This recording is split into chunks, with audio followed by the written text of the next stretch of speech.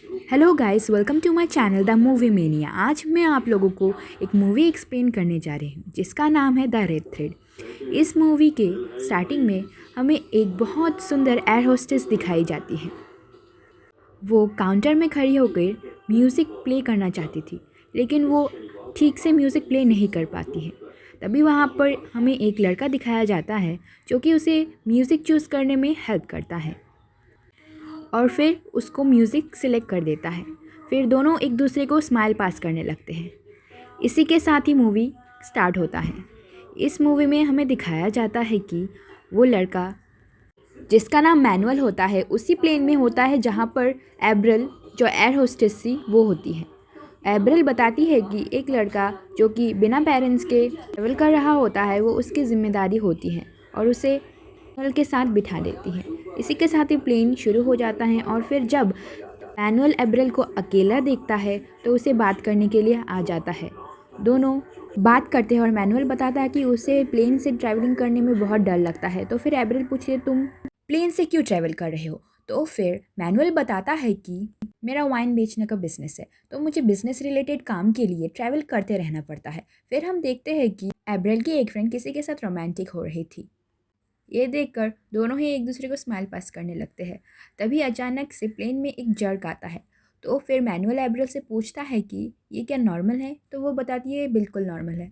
तो फिर मैनुअल एब्रल को कहता है कि अगर हम किस कर ले तो ये भी क्या नॉर्मल होगा? तभी अचानक से एब्रल की वो फ्रेंड बाहर आ जाती है और फिर मैनुअल भी अपनी जगह में चला जाता है।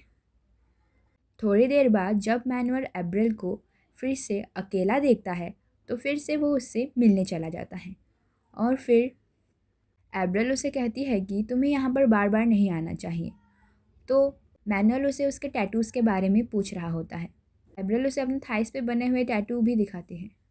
ये सब के बाद मैनुअल एब्रल से क्लोज होना चाहता था, लेकिन एब्रल उसे इग्नोर कर देती है। फिर दोनों एक दूसरे को रोक नहीं पाते हैं और क्लोज हो जाते हैं। फिर मैनुअल एब्रल से कहता है कि तुम मेरे साथ लंच करोगी? तो वो कहती है कि ठीक है, लैंड होने के बाद हम लोग लंच करने जाएंगे। दोनों ही बहुत ज़्यादा एक्साइटेड थे, लेकिन तभी पैसेंजर पासिंग में कुछ प्रॉब्लम हो जाता है और मैनुअल को वहाँ से निकलने में काफ़ी लेट हो जाता है। एब्रल उसके लिए 5 घंटे तक वेट करती है, लेकिन फिर भी वो नहीं आता। इसी तरह से 7 साल बीत जाते हैं। हम फिर देखते हैं कि एब्रल की शादी हो चुकी थी और उसका एक प्यारा सा बच्चा भी था। मैनुअल भी यहाँ पर अपनी फैमिली के साथ बहुत खुश था और उसकी एक बेटी भी थी। एब्रल का पति जिसका नाम ब्रूनो था वो एक मॉडल था और काम के सिलसिले में दोनों को ही अलग अलग फ़्लाइट लेती रहनी पड़ती हैं। फिर हम देखते हैं कि एब्रल को कोलंबिया का फ़्लाइट लेना होता है। तभी वहाँ पर मैनुअल भी होता है। एब्रल मैनुअल को देखकर इग्नोर करके जाने लगती है। तभी मैनुअल एब्रल का रास्ता रोके उससे पूछते, क्या तुमने मुझे नहीं पहचाना या भूल गई हो? तो फिर वो कहती है कि मैं तुम्हें कभी नहीं भूल सकती। फिर मैनुअल कहता है कि क्या हम रूफटॉप रेस्टोरेंट में लंच करने जा सकते हैं? वो कहती कि ठीक है। फिर दोनों रूफटॉप में लंच करने चले जाते हैं। एब्रल उसे कहते हैं कि उस दिन मैंने तुम्हारे लिए 5 घंटे वेट किया था। तो वो कहता है कि उस दिन हमारी पासिंग हुई ही नहीं थी और मैं निकल ही नहीं पाया था। दोनों एक दूसरे को अपनी फैमिली पिक्स दिखाते हैं और एब्रल उससे कहती है कि हाँ, तुम्हें शायद अपनी ट्रू लव मिल गई है। तो फिर मैनुअल एब्रल से कहता है वो शायद तुम भी हो सकती थी अगर उस दिन हम लोग फिर से मिल जाते।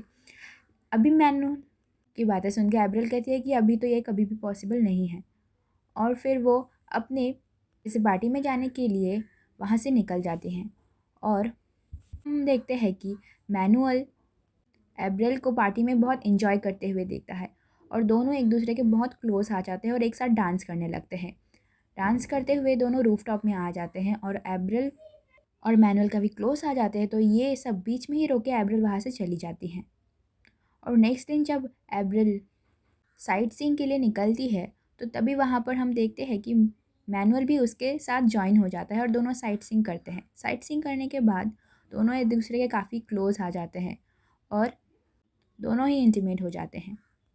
फिर हम देखते हैं कि मैनुअल एब्रल को एक आर्ट ड्रिंक गिफ्ट करता है जो कि एब्रल को बहुत पसंद आता है। फिर मैनुअल को उसकी वाइफ की कॉल आती है और वो झूठ बोलता हुआ कहता है कि 2-3 दिन लगेंगे, मैं यहाँ पर मीटिंग में हूँ।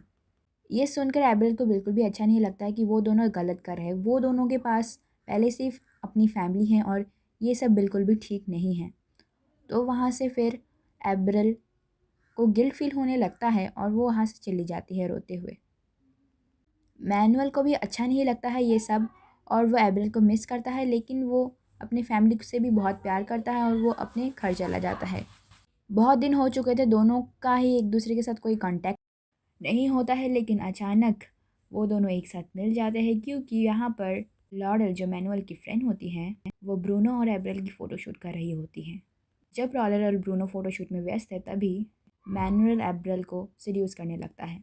एब्रिल उसे रोक देती है और फिर मैनुअल कहता है अगर तुम्हें आना है तो मेरे रूम में आ जाना, लेकिन एब्रिल वहाँ से गुस्सा होकर चली जाती है। लेकिन दोनों एक दूसरे को रोक नहीं पाते और फिर से क्लोज़ हो जाते हैं। लेकिन इसी के बीच एब्रिल को याद आता है कि वो अपने बेटे को पिक करना भूल जाती हैं और उसे बहुत गिल्ट फील होता है क्योंकि वो अपने नीड्स को कंप्लीट करने के लिए अपनी फैमिली से दूर होती जा रही है। इसी के साथ लॉरेल को भी पता चल जाता है कि एब्रिल और मैनुअल का कुछ चल रहा है और मैनुअल कहता है कि मैं तुम्हें बताने ही वाला था। टाइम के साथ चीज़ें चेंज होने लगती है। फिर लॉरेल कहती है कि मेरे साथ तो ऐसा नहीं होता। वो दुखी होकर वहाँ से चली जाती है। फिर एब्रिल भी अपने इमोशंस को रोक नहीं पाती है और सारी बातें ब्रूनो को बता देती है। इससे ब्रूनो को बहुत गुस्सा आता है और वो उस पर भड़क जाता है। फिर एब्रिल कहती है कि मैं जा रही हूँ। ब्रूनो कहती है कि मैं तुम्हें कभी भी माफ़ नहीं कर सकता।